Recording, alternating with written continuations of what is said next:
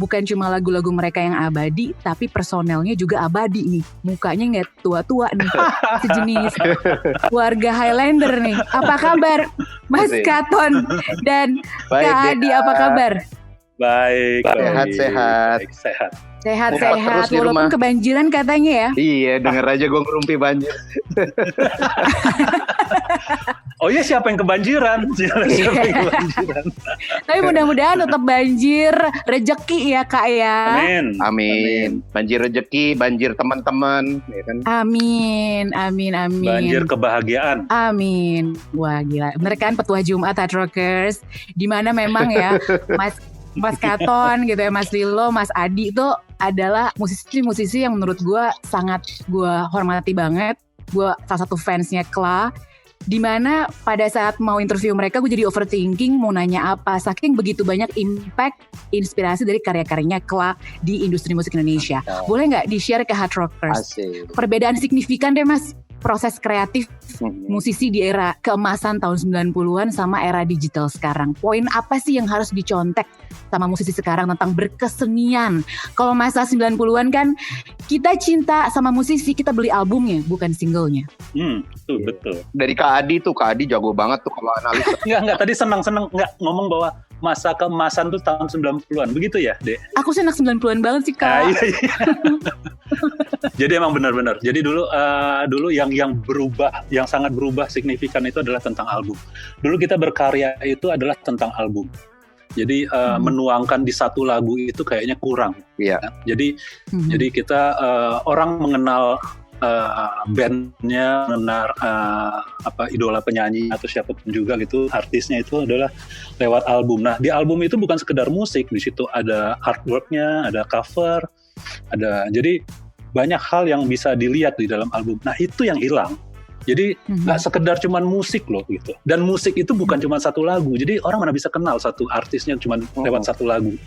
Nah, pemikiran yang dia tuangkan, dia lemparkan di satu album itulah mestinya kita mengenal si artis itu di saat itu. Di tahun 88, keluarnya seperti itu. Di album berikutnya ada perubahan atau tidak, bagaimana arahnya mereka, atau slang, atau siapa waktu itu. Jadi itu kan akan terlihat sekali di album gitu. Nah, itu yang memang agak beda sekarang. Sekarang nih, single ya sudah gitu. Jadi bukan tentang kita memahami itu artis, tapi lebih jatuhnya adalah lagu itu ya hiburan belaka jadinya. Begitu aja gitu. Nah, kalau saya melihat begitu. Gitu. Katon namanya. Saya setuju. Mas Katon gimana Mas? Setuju juga dari tadi saya menambahkan Adi karena kita melihatnya album. Jadi proses kreatif kita juga bukan instan, ya kan? Iya. Bukan kita cuma mau di satu lagu semuanya lo bisa dapet, nggak bisa begitu. Harus di satu album baru lo bisa mengenal gue, ya kan? Jadi kita membuatnya juga nggak terburu-buru, nggak juga harus cepat-cepat isi listening, cepat nempel, ya kan? Terus cepat hilang juga akhirnya, ya kan? Betul banget. Kita berharap juga dengan orang mendengarkan album itu nanti mengupas lagi, balik lagi ke lagu yang pertama, kedua, ketiga, dapat arti yang baru ya. Layer pengisian aransemen interlude-nya ternyata beda-beda ya tiap lagu. Nah, nanti kemudian balik lagi didengerin lagi, udah lagunya udah mulai disukain, liriknya ternyata dalam ya, bisa dipisahin, bisa dibaca sendiri loh, bisa bikin gua baper dengan cuma baca liriknya, kayak gitu.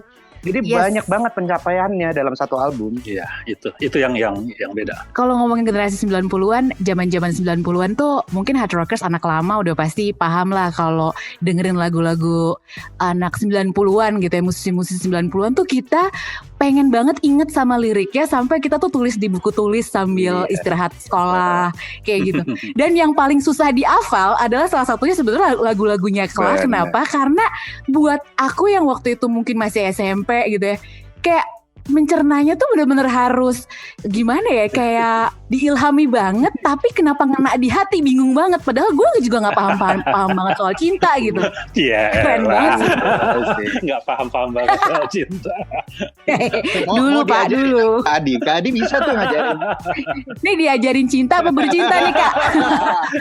Yang itu aku tolong ajarin dong. Kita masih belajar ya dia gitu. Kalau itu selalu terus belajar. Umur 3 menit beda pengalamannya itu. dia. Beda-beda. Tapi kalau kita ngomongin program Back to 90s Metro TV nih, boleh nggak diceritain gimana sih awalnya ada collab sama Metro TV sih? Nah, ini Kak Adi lagi nih, Kak Adi. Oh gitu ya, Kak Adi jago nih yang kayak gini-gini. Buang body. Soalnya gantian kalau di panggung kan kita yang ngomong, Mbak. Iya, benar. Iya benar. Ya kita senang ya ada collab seperti ini, ada acara 90 dan tadi juga kita kan udah bincang-bincang tentang suasana bermusik di tahun 90 dan itu ya kita harapkan hadir terus gitu suasana 90, bukan suasana sekedar musiknya ya, tapi rasa berkreatif dalam tahun 90 itu yang sebenarnya ingin kita juga bisa bangkit. Kita kan bukan bernostalgianya bukan juga nostalgia, ya dia. tapi kita juga ingin menginspirasi dong. 90 itu bisa menginspirasi generasi-generasi berikutnya gitu, bukan sekedar karyanya tapi cara bermusik, bagaimana musik ditempatkan, bagaimana lagu-lagu itu ditaruh, bagaimana orang mengkoleksi CD-nya, nah seperti itu. Jadi itu yang bisa hadir lagi tuh rasa-rasa 90-an tersebut gitu. Jadi beruntung kita bahwa Metro TV ada program 90 Back to 90s itu. Tiap generasi itu pasti punya momen, punya gaya. Jadi ya sudahlah 90 dengan gaya yang seperti itu, tapi tetap bisa hadir di sekarang ini, di era ini. Jadi thank you, dan ini seru sekali gitu. Wah, dan ini kan formatnya di era pandemi nih, ya kan? Kalau ngelihat Kla di live concert, apalagi kalau bentuknya kayak festival gitu ya, lo tuh ya Hard Rockers kayak nggak mungkin nggak terbius sama cara interaksinya Kla dengan penonton gitu. Jadi waktu itu kalau nggak salah terakhir Synchronize Fest gue nonton, awalnya tuh lihat jadwal terus kayak teman-teman bilang ke stage ini yuk gitu. Tapi pas tiba-tiba kelewat gitu kan, kadang suka lupa gitu, kelewat ada suara Mas Katon sama Mas Gilo lagi bercanda-bercanda. Terus penonton ya auto lah merapat, gila. Interaksinya selain musiknya, interaksinya juga nyekil gitu. Nah, gimana sih cara mengkomunikasikan message atau idealisme dari Mas Katon gitu, Mas Adi, antara generasi 90-an sampai generasi millennials, gimana bisa relevan. Terus kalau ngomongin live music kayak sekarang kan era pandemik, terus gimana nih nggak interaksi secara fisik sama penonton konser, gimana? Boleh di-share nggak? Kalau yang sebelum pandemi kita tuh jangan anggap kita nggak mengupdate. Kita tuh gaul banget soalnya orangnya. Ya di. Asik. Ya kan di. Karena kita gaul. Kalau kita gaul banget tuh, jadi kita gampang banget interaksi sama penonton dari segala lapisan gitu loh. Asik, ngomongnya banget dong banget. Soalnya kita seneng gitu. Kita seneng aja gaul gitu. Musisi emang begitu kali ya. Iya sih. Tapi kalau aku sih kayak nggak nyangka, karena kan kayak Mas Katon kan apa ya? Kalau Kla tuh kayaknya benar-benar filosofis gitu kan, deep. Iya emang. Iya kan. Iya. Terus tiba-tiba bisa ngelucu gitu. Jadi itu keren sih. Komposisi player kita ya di dalam band Kla Live itu lengkap. Ada generasi mudanya ya dia. Ada yang umurnya masih 22 tahun, ada yang umurnya masih 20, ada yang 25, ada yang 30. Jadi kebayang aja di backstage-nya aja kita rame gitu loh. Walaupun kita mau ngomong filosofi, tapi bungkusannya tuh bungkusan yang asik gitu di antara kita sendiri dalam pergaulan kita. Mungkin akhirnya begitu kita tampil di panggung, itu jadi cair dan kita bawa ke penonton gitu. Gila. Terus kalau misalnya soal live concert, kan kalau kayak aku nonton di festival, ya memang enak gitu ya, ada fisiknya gitu berinteraksi. Kalau nanti nih di acaranya Metro TV, gimana nih Mas? Nah ini memang kendalanya adalah kita nggak bisa komunikasi langsung sama penonton.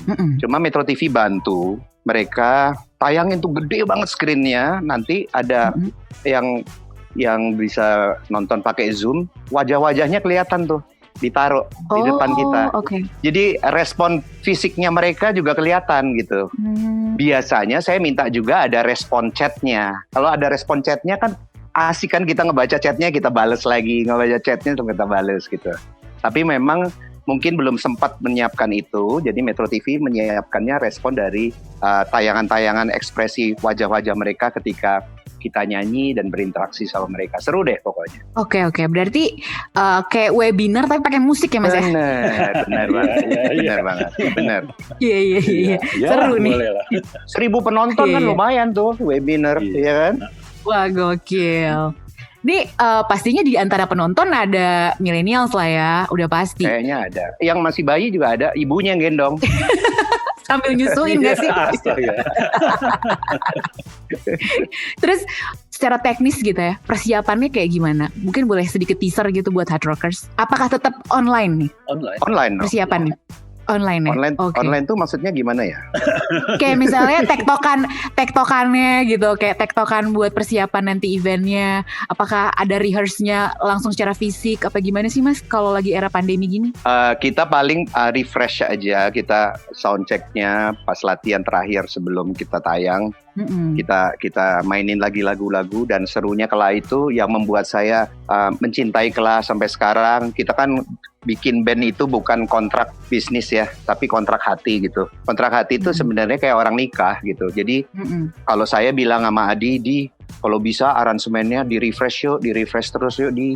Jadi kalau di panggung tuh passionnya beda gitu loh, nggak seperti kayak musik aransemen di CD doang atau di kaset doang. Bikin capek juga kita nyanyinya ya, kehilangan excitementnya gitu loh. Nah ini akhirnya membuat ketika kita tampil on stage, kita tuh rasanya kayak apa ya, ada histerianya lah yang bisa kita tampilkan, dan bukan juga penontonnya seneng, tapi kita nyanyinya juga seneng gitu. Saya nyanyinya seneng, teman-teman main musiknya juga seneng. Nah itu bercanda-bercandanya tuh dapet lah di atas panggung semuanya. Jadi bukan untuk penonton aja, tapi kita bermain untuk kita juga.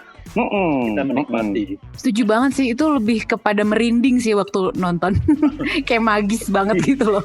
Aduh, gue seneng banget nih ada generasi baru yang mensupport musik dulu 90-an. Jadi kita jadi semangat ya dia. Semangat, mantap. Semangat untuk terus berkarya seperti ini gitu loh. Ada nggak buat Hard Rockers mungkin kisi-kisi nih, kali ada proyekan atau ada sesuatu yang baru mungkin buat Hard Rockers yang hidup di alam fana, alam maya dan alam sandiwara? Bukan proyek musik sih, proyek pengadaan masker. Oh gitu. Iya. Sama kalau mau beli ini apa, anti saliva. Ada itu. Jualan. Banyak proyek, tenang aja. Tapi ikut invest juga ya, sedikit ya. Invest di kopi kayaknya. Itu juga benar. Kayaknya kalau ngobrol sekarang nih Hard Rockers kayaknya nggak kelihatan nih statement Mas Katon kan sempat bilang katanya ada gairah yang hilang selama pandemi. Kayaknya enggak ya, kayaknya terus bergairah nih kayak gini. Gairah mesti dibuat ya supaya kita dalam segala situasi ya kita bisa bikin happiness kita sendiri, iya kan? Setuju. Bener gak sih Mas, kalau Kela Project tuh katanya tiap 2 tahun sekali sebelum pandemi ya bikin konser besar terus modal sendiri, bener gak sih? Nah bener itu. Iya, betul. Ceritain di. Kita termasuk bangga, termasuk band yang secara konsisten melakukan konser ideal ya, artinya konser besar lah gitu ya. Pertama itu tahun 2000 itu masuk ke plenary itu. Maksudnya plenary itu orang biasanya untuk band asing, kita nonton Sting di situ, nonton Duran-Duran, nonton apa yang bayarnya mahal, kapan band Indonesia. Nah, kami bangga bahwa Kela Project termasuk yang merintis gitu, bahwa band lokal bisa masuk di situ. Wah keren. Jadi Katon hilang ya. Tapi oke, jadi itu, dan semenjak itu waktu itu kita menyelenggarakan pertama-tama masih kerjasama sama promotor. Nah terakhir begitu kita sudah ada Kela Corp, nah Kela Corp inilah yang sebagai promotor penyelenggara. Jadi contohnya adalah 30 tahun Kela itu kita juga adakan di plenary juga. Nah setelah 30 tahun Kela itu ada PLC, Passion Love Culture ya. Nah itu konser, itu kita memadukan dengan musik-musik etnik ya. Jadi ada gamelan, ada saluang, ada apa segala macam. Jadi lagu Kela kita garap dengan dikawitkan dengan tradisional. Dan terakhir ini adalah Karunia Semesta, juga kita buat konser 30 lagu. Bayangin kita konser 30 lagu. 3 jam itu. 3 jam. Wow. Kalau nggak salah Slank ya yang bisa kayak gitu ya? Ya, mestinya band yang sudah banyak lagunya ya. Kalau lagunya baru 10, Ya betul Pak. susah. Baru jualan single agak susah tuh Ya, Pak. agak susah. Ya. Karena gini, kita juga ingin waktu konser itu orang tuh memahami kita utuh gitu. Iya kan, dan mereka bayar mahal, jadi bukan bayar murah. Dan tentu kita juga punya tanggung jawab untuk memberikan tontonan yang menyeluruh gitu. Akustik kan juga jadi pengaruh musik akustik di Indonesia lagi, maksudnya kayak unplugged lah jatuhnya, iya kan? Itu juga satu hal momen yang kita bangga. Banyak banget followersnya tuh akhirnya tuh setelah akustik gitu kan? Iya. Yang akhirnya jadi kayak kita mau kasih tahu loh. Sorry Dea, mumpung lagi ngomong akustik, kita mau keluarin vinilnya loh. Iya, kita mau keluar. Oh kan, tadi ditanya. Piringan hitamnya. Udah mau jadi. Gua gila. Akustik ya, akustiknya. Akustik. Kira-kira kapan tuh Mas? Ya paling sebulan lagi lah. Wah, asik. Gue juga udah pengen cepet-cepet sih. Kan seru gitu dengerin di vinil. Covernya udah jadi, semuanya udah oke desain. Covernya tetap nggak pakai muka ya? Kayaknya enggak ada mukanya. Nggak ada muka tetap ya? Nggak ada mukanya.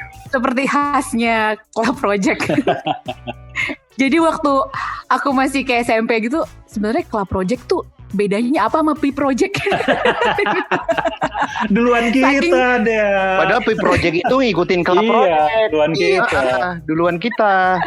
Jadi dia ceritanya gini, Club Project itu grup band pertama pop yang dengan bangga bilang kami ini band pop saat itu. Karena at the time tahun 90-an itu orang bangga punya band tapi bandnya jazz, bandnya rock. Kalau pop itu biasanya solo karir. Solo karir biasanya kalau orang main pop ya dia. Iya. Kan? Jarang loh band pop, mana ada dulu, iya kan? Jadi kita band pertama yang mendeklar kami bangga. Band Oke, kalau gitu pertanyaan terakhir deh buat Club Project ya.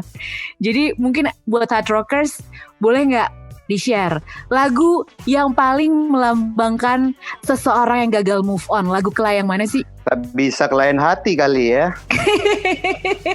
Tapi pakai ghosting nggak? Tak bisa kelain hatinya.